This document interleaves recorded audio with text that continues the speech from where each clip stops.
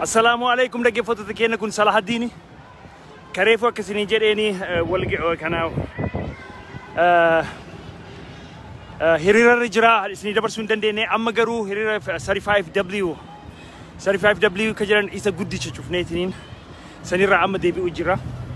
Amma irraa ba'u jira amma hiriira carraa kan argadheetiniin isinii kana hagana isinii dabarse hin beekaa namni baay'ee ilaalaa hin jiru garuu wayita argitan this is the most beautiful.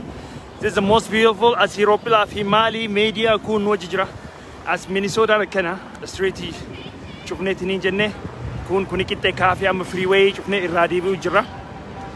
Akkasii jechuun wama xiqqoo sanatti ni dabarsuuf haadha guyyaan very successful guyyaa bareeda canaannee waan maraawwannoo jennee nu dhagayan addunyaa mararra dhiibbaa guddaa irra mul'isuu qabna. Ammallee kun Salaahaddiin reefu wanni isin dabarsuu dhabeef anillee itti qaama keessaa fudhadha jedhee ittiin isin dabarsine. Akkasii amma na bira gahanii jiranii ani kana University Avenue deemna fakkaata. Akkasii kuni akkasii kun duuba yaa waan baay'ee deemu jira asii akkasii jira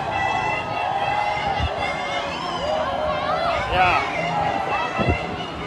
sini dabarsa as gara galchee yaa yaa what is that?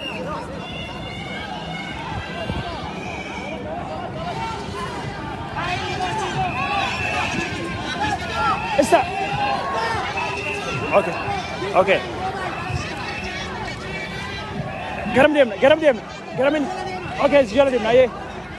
Okay, organize get to jirani. Bifama bike get to over jirani.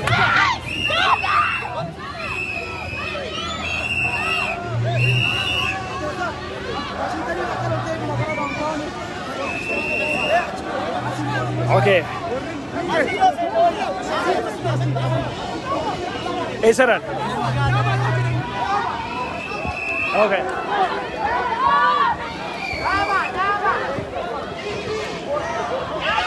Asik kira wani planet basu di mana amma. Akan sila kita betul akan mesti muli sufi, akan mesti muli seri ini kun Salaahaddiin. Akan itu oleh gana itu ambai muli tak kabira media dia marah. Itu dia program itu dia anile case wanjur. Akan sih, lo bagian order daftar galat cuma ufada syirga tak kan alhaga.